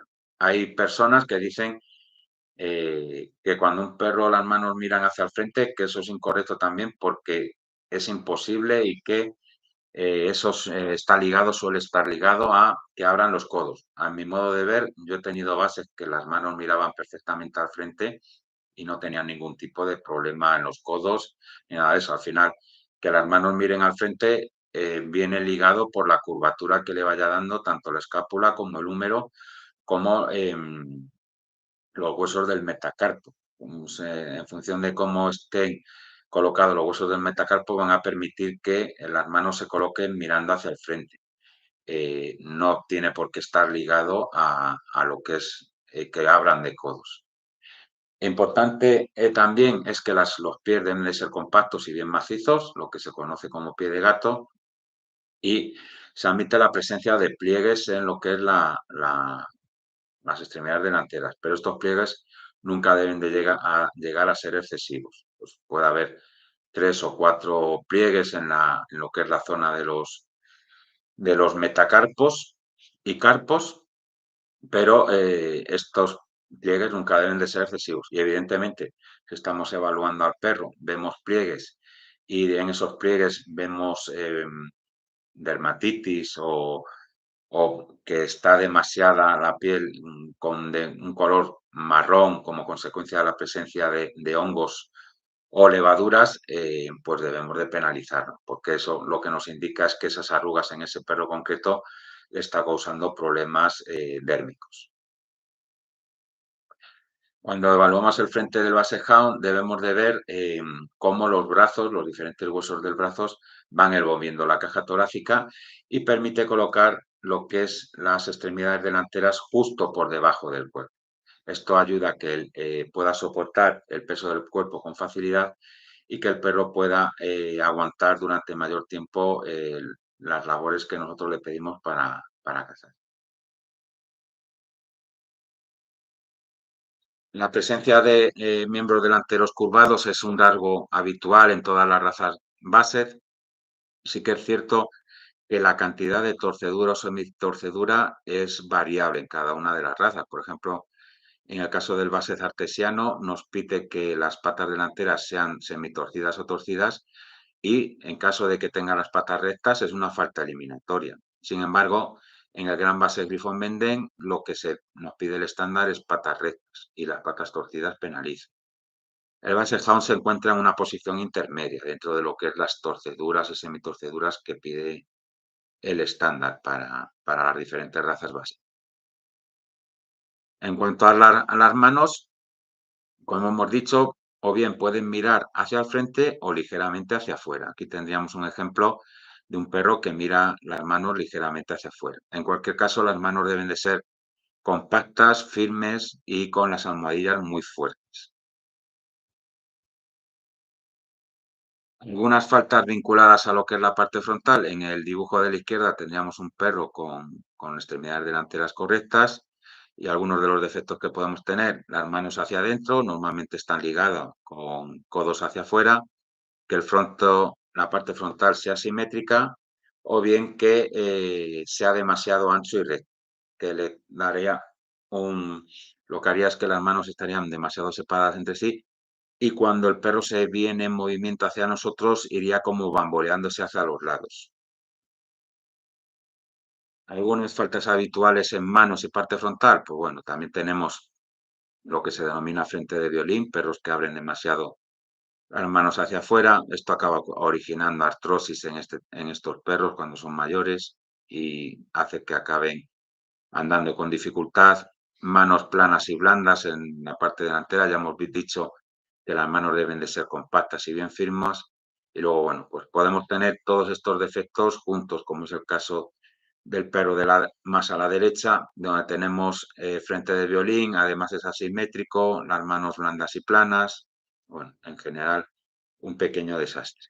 Aparte de que este perro en concreto, la expresión no es típica del Basset Hound y además, aun siendo un perro tricolor, tiene los ojos claros. Aunque las fotos sean blanco y negro, podemos ver que tiene los ojos muy claros. En cuanto al frente asimétrico, es algo que podemos ver con bastante asiduidad en la raza y existen varios motivos que acaban originando un frente asimétrico. Por un lado, patas delanteras donde la inclinación del húmero y los carpos es distinta y esto hace que la pata pueda acabar teniendo un giro mayor de lo habitual y eso hace que uno de los pies pueda abrir más hacia afuera que el otro. Carpos excesivamente largos también originan un frente asimétrico, hiperextensión del carpo, que además se considera un defecto altamente indeseable, también pueden acabar originando un frente asimétrico. Las manos blandas y planas también en muchas ocasiones acaban originando un frente asimétrico. Y finalmente, la combinación de estos defectos acaban originando también un frente asimétrico. Normalmente no nos vamos a encontrar un único defecto relacionado con lo que es las extremidades delanteras. Y en cuanto a la hiperextensión del carpo, es uno de los 3 defectos que el estándar de la FCI considera indeseable y que en el caso, por ejemplo, de la American Kennel Club es un defecto descalificatorio. En el ámbito de la FCI no es defecto descalificatorio porque no viene ningún defecto que sea descalificatorio, lo deja nuestra valoración. Pero en cualquier caso, la hiperextensión del carpo es uno de los 3 defectos que el estándar de la FCI califica como indeseable. Contó, si no recuerdo mal, junto a lo que es ojos amarillos y presencia de flecos de pelo en la cara. El tema de la hiperextensión del carpo no hay que confundirlo con la presencia de arrugas o bolsas de piel en la zona carpal. Entonces es necesario que toquemos para poder asegurarnos que se trata de hiperextensión del carpo y que no se trata de la acumulación de arrugas en esa zona. Bueno, una vez que hemos visto em, las características del frente del Basset Hound, pues vamos a ver aquí una serie de preguntas con varios perros que tienen, algunos son correctos y otros tienen defecto. Entonces, ¿cuál de estos frentes sería simétrico? Pues lo tenemos fácil, sería el A. ¿Qué dos frentes son anchos? Pues lo tenemos también bastante fácil. Podemos ver que el ejemplar D tiene una gran separación entre las manos delanteras y lo mismo ocurre con el perro E, que tiene un gran espacio entre la separación de ambas manos. ¿Cuáles de estos pies son aplastados? Pues también lo tenemos fácil. Tanto el perro A como incluso el D, aunque no se ve muy bien, tendría pies aplastados. ¿Y qué perro presenta una falta de giro? O sea, ¿qué perro tiene las manos demasiado rectas? Pues bueno, sería L.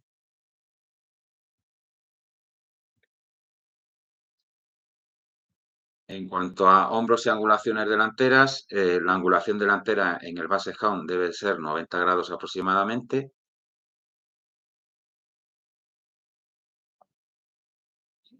Aquí lo vemos marcado, la superposición de los huesos que forman parte de las extremidades delanteras. Ahora nos debería salir, pues, perdón, tenía que haber salido creo que un dibujo en color verde, pero bueno, la angulación delantera debe ser aproximadamente 90 grados y la escápula debe tener una longitud similar a la del húmero. De hecho, esto de los 90 grados, que era algo que se decía siempre, aunque el estándar no lo mencionaba, hace no demasiado tiempo, hace un año creo, o hace dos, el tiempo pasa muy rápido, el Kennel Club de Inglaterra ha modificado el estándar del Baseham. Previsiblemente estos cambios no tardarán mucho en aplicarse en el estándar del FCI y menciona expresamente uno de estos cambios es relacionado con las angulaciones delanteras, donde menciona expresamente que deben de ser de 90 o lo más cercano a 90 grados. En este ejemplo que tenemos aquí, este dibujo, lo que podemos ver es que, por un lado, la escápula está demasiado adelantada y además el húmero es demasiado corto. Esto nos genera los siguientes efectos. Por un lado, un cuello de corta longitud, por otro lado, un pecho poco prominente y por otro lado va a hacer que el movimiento de las extremidades delanteras sea demasiado rígido y con poco alcance. Por tanto, este rasgo, en este caso de este perro, este ejemplo, sería totalmente inadecuado. Aquí tendríamos un ejemplo de buenos hombros, angulaciones delanteras y escápulas bien inclinadas hacia atrás. Todos estos rasgos, cuando un perro tiene este tipo de rasgos, normalmente siempre va a ir acompañado con un cuello de longitud adecuada, una inserción adecuada de este cuello entre los hombros y además con un pecho muy prominente, que es algo que se quiere en el Basset Hound. Aquí tendríamos otro ejemplo de un perro bicolor, donde podemos ver cómo la correcta angulación nos proporciona pues un cuello muy bonito y también la adecuada prominencia de lo que es la parte delantera del pecho del Basset-Hound. Y aquí tendríamos lo mismo, una excelente colocación de hombros y escápulas, donde nos permite ver los correctos rasgos de esta raza. Algunos de los defectos más habituales que podemos ver en los hombros del Basset-Hound, bueno, pues por un lado, angulaciones rectas, que como ya hemos dicho, nos va a dar un pecho muy poco prominente. Por otro lado, el húmero corto, que nos va a hacer que las angulaciones no sean correctas. Hombros cargados, va a generar una abundante acumulación de arrugas en lo que es la zona de los hombros. Y también en vista superior, lo que nos muestra es un perro que tiene la parte de los hombros mucho más ancha que la parte de los glúteos, debe de ser más o menos la misma anchura, y hombros demasiado adelantados que nos va a ocasionar un perro que tenga el cuello demasiado corto. Aquí podemos ver varios ejemplos con fotos reales de lo que tenemos cuando los hombros no son o no tienen la posición adecuada. Como podemos ver, todos estos perros tienen el cuello bastante corto. En cuanto a los hombros, como ya hemos dicho, que los hombros sean cargados es un defecto que es bastante habitual y suele estar ligado a unos hombros demasiado adelantados. Esto nos ocasiona que los hombros sean más anchos que los cuartos posteriores. En el dibujo este de silueta podemos ver cómo es notoriamente más ancho. En la foto de la derecha podemos ver un balance correcto y podemos observar cómo los hombros son más o menos igual de anchos que en la zona posterior de las extremidades traseras. También esta foto tiene una cosa interesante que nos muestra que el perro es más estrecho en la zona de la cintura. Hay perros que son demasiado obesos, que tienen demasiada grasa y prácticamente es una línea recta desde la zona de los hombros hasta los glúteos, pero no, debe demostrar cierta estrechez en la zona del lomo, la cintura, porque cuando se trata de un perro que está con el suficiente o con el adecuado musculatura y en cuanto a lo que es adecuada tonicidad de esa musculatura.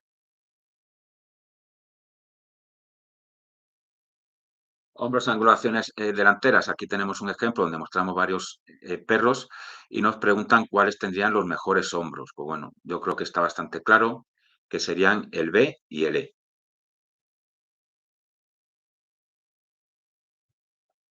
En cuanto a las extremidades posteriores, nos deben mostrar una musculatura potente, unos corvejones perpendiculares al suelo y mostrar una excelente angulación en la zona de la rodilla. Si logramos trazar una línea desde la parte posterior del glúteo hacia el suelo, esa línea imaginaria debería pasar justo por delante de los dedos de las extremidades traseras. Vistos desde atrás, los cuartos traseros nos deben demostrar la característica forma de manzana habitual en el Basset-Hound y nos debe mostrar claramente que lo que es los corvejones se muestren de forma paralela y separados entre sí. Eso sería la visión ideal. También en cuanto a lo que es, ya lo hemos mencionado, la anchura de los cuartos delanteros y traseros debe ser más o menos la misma. Y bueno, quería volver a hacer hincapié en lo que es en la zona del lomo, la, la amplitud debe de ser menor que en los hombros y en los cuartos traseros. En perros que tienen demasiado grasa o son obesos, la zona de lumbar presenta una continuidad respecto a lo que es la línea de los hombros y la línea de los glúteos. Algunos de los defectos habituales que podemos ver dentro de lo que es los cuartos traseros, bueno, son defectos que son comunes a otras razas. Podemos tener los cuartos traseros arqueados, en ese caso la punta de los corvejones mira hacia afuera, perros que tienen los cuartos traseros abacados, en ese caso lo que es los corvejones miran hacia adentro, podemos tener angulaciones rectas o que las extremidades traseras sean demasiado cerradas. Aquí, a la hora de valorar las angulaciones traseras, vamos a hacer el ejercicio de ver qué perros tienen las angulaciones más rectas. En este caso serían el perro C, el perro A, el perro C y el A serían los que tendrían angulaciones más rectas.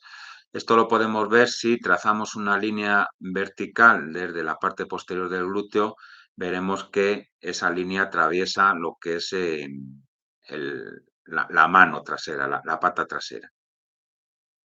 Vale, ¿qué tres perros tienen mejor angulación? Pues bueno, a mi modo de ver, tendrían mejor angulación el perro B, el perro E y el perro F. Si trazamos una línea desde la parte posterior, veremos que pasa justo por delante de la línea de los pies traseros.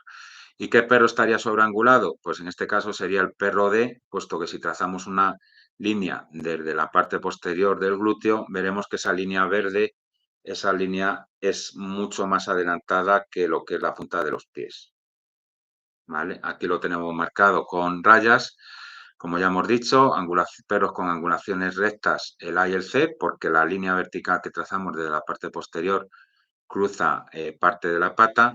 Perros con angulaciones correctas, el B, el E y el F, porque si trazamos esta línea vertical pasa justo por delante de la punta de los dedos. Y finalmente el perro D estaría sobreangulado, porque si trazamos la línea vertical desde la parte posterior de los glúteos, eh, la punta de los dedos está claramente distanciada respecto a esta línea.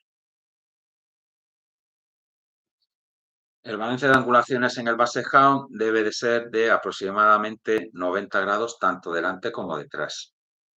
Esto hace que el perro pueda tener el trote característico de la raza, un movimiento suave y fluido, con muy poco esfuerzo, y también es importante reseñar que aunque las angulaciones no sean del todo adecuadas, es mucho más importante que estas angulaciones sean bien balanceadas delante y detrás a que delante o detrás sean perfectas y en la otra parte estén totalmente descompensadas. Aquí podemos ver con líneas verdes marcadas las angulaciones y también podremos comprobar cómo la angulación es correcta.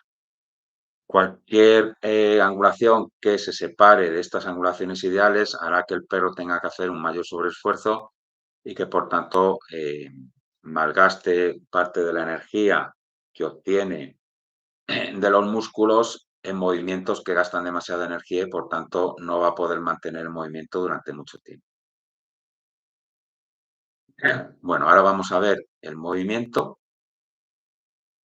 que el estándar nos dice que debe ser importante para asegurar que el perro pueda realizar su trabajo. El movimiento debe ser uniforme y fluido, poderoso y sin esfuerzo. Las extremidades delanteras se extienden bien hacia adelante y las traseras procuran un fuerte impulso. El movimiento debe ser libre tanto en la parte delantera como en la trasera, y el movimiento del corvejón y de la rodilla no debe ser rígido. Los dedos no deben avanzar sobre el terreno. Básicamente lo que nos está definiendo es un movimiento que debe ser sin esfuerzo, muy suave, donde el perro no realice movimientos estridentes con el cuerpo ni con las patas, porque todos esos movimientos estridentes lo que nos van a ocasionar es una pérdida de la energía y va a ocasionar que el perro malgaste esa energía y no pueda utilizarla de una forma correcta. Por tanto, cuando estemos trabajando en el campo, el perro no tendrá la capacidad de moverse durante mucho tiempo.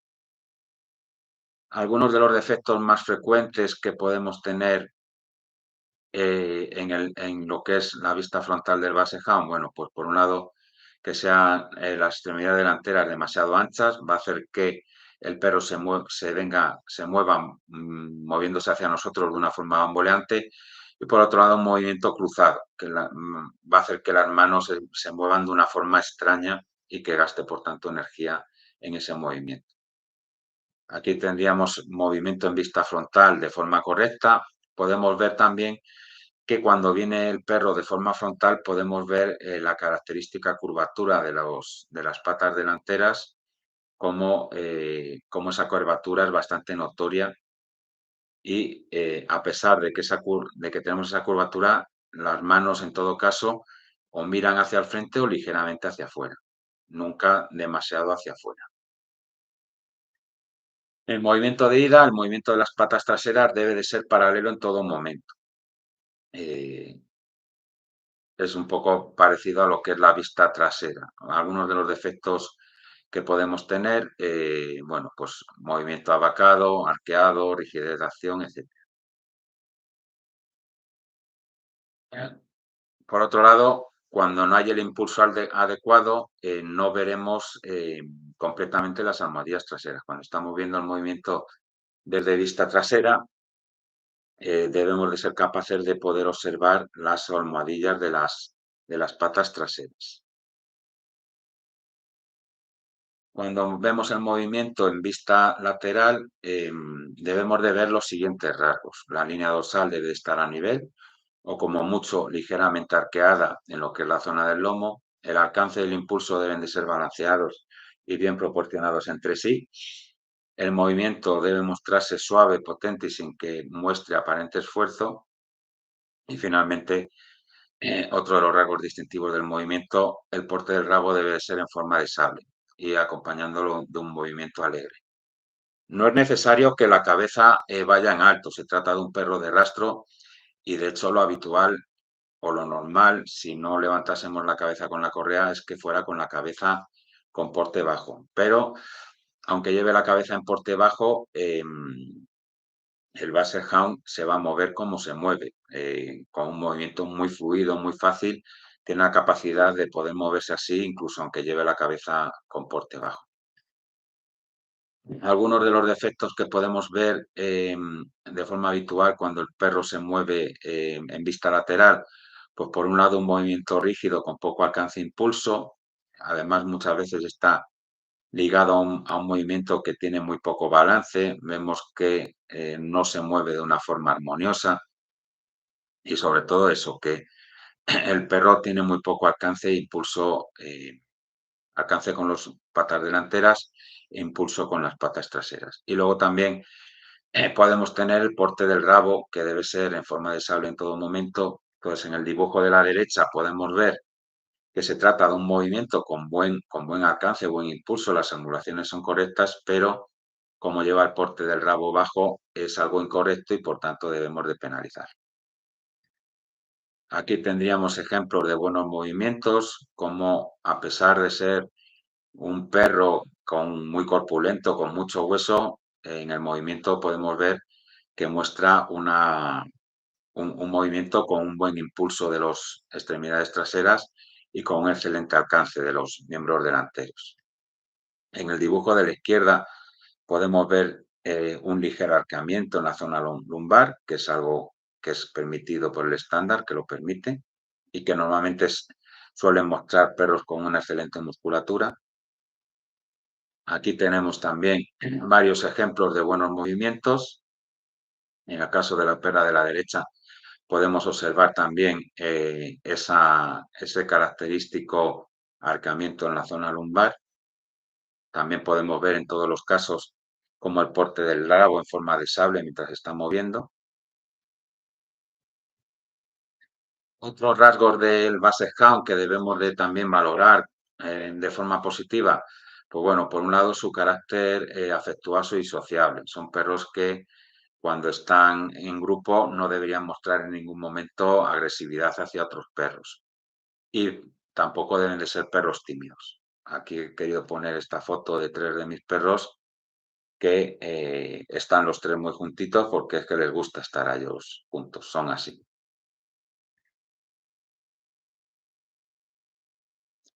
Bueno, ligado a lo que comentábamos antes del carácter, cuando un perro se mueve con el rabo bajo, eso nos denota que se trata de un perro con una excesiva timidez y es algo que debemos de penalizar porque el Basset Hound es una raza que no es tímida. Debe tener un carácter gregario, afectuoso. En cuanto al color, en el caso del Basset Hound se deben de admitir todos los colores que tengan los sabuesos. La familia de colores más habitual es los perros denominados bicolores y tricolores. Dentro de los tricolores tenemos una mezcla en diferentes proporciones de color negro, blanco y fuego. En el caso del bicolor se muestra lo que es el color blanco y un color con tono canela, rojizo, amarronado. Dentro de lo que es el tono bicolor, de color podemos tener desde un color más bien tirando a rojo a un color tirando a limón. En ambos casos son admitidos. Digamos que son perros donde el color lo proporciona el pigmento feomelamina. Y en el caso de los perros tricolores tenemos mezcla de pigmentos. El negro lo da la eumelanina, el color fuego lo da la feomelamina y el color blanco lo da la ausencia de pigmento. Ya en su momento, Beren Millais, digamos, el padre de la raza Basset Hound, nos venía a decir, en los Basset Hound el color no importa, de la misma forma que no hay caballo bueno que tenga un color inadecuado. Con esto nos quiere decir que el color es un rasgo que no afecta la capacidad de caza del perro y, por tanto, mientras sea un perro bueno, el color que tenga nos da un poco igual. Es más algo de gustos personales en la coloración que otra cosa. Y como ya comenté en otra parte del seminario, a diferencia de lo que ocurre con el Beagle, no es necesario o no es obligatorio que la punta del rabo sea de color blanca. Sí que es cierto que lo más habitual es observar perros Basset Hound con la punta del rabo de color blanco, pero no es algo obligatorio. Pues, si no tuviera un perro la punta de color blanco, sería totalmente admitido. Y cualquier patrón de calor que se mueva dentro de estos colores que hemos dicho, incluso el más estrecho, como es el que aparece aquí en esta foto, pues es igualmente válido.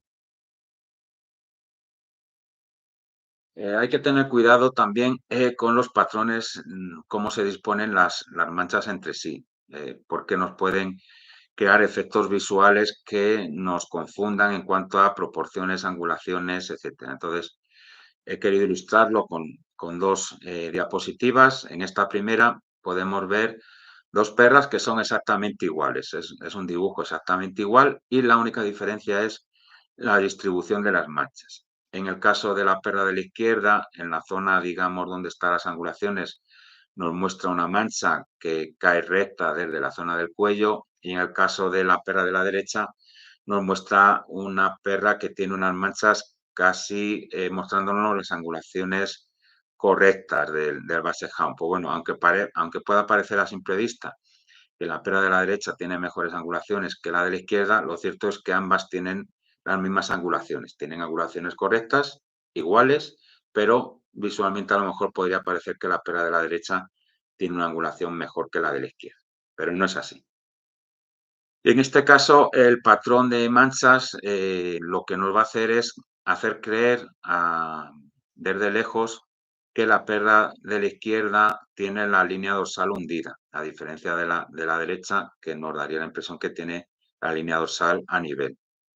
Pero es igual que ocurría en el caso anterior. La perla es exactamente la misma y la única diferencia es la distribución de las manchas. Entonces, tenemos que tener cuidado con ese tipo de cosas para no caer en el error de pensar que un perro tiene unas características distintas y que su origen sea exclusivamente lo que es el patrón de manchas. En cuanto a la priorización de faltas, bueno, pues aquí he puesto una distinción entre faltas muy graves, faltas menores. Las faltas menores serían fundamentalmente faltas estéticas y de pequeña repercusión en el tipo y que no van a afectar en ningún caso a la función. Podrían ser ojos algo claros o un párpado demasiado pegado al ojo. No va a afectar a las cualidades del perro como perro de caza, sin simplemente defectos estéticos. Por un lado, luego ya tendríamos las faltas graves que van a estar relacionadas con el cuerpo y las proporciones, incluyendo la cabeza, que es un elemento muy importante dentro del tipo de la raza. Finalmente tendríamos faltas muy graves, que son rasgos que afectan al movimiento, especialmente en las extremidades delanteras, y que van a dificultar el rendimiento y el desempeño del perro cuando está realizando su trabajo en el campo.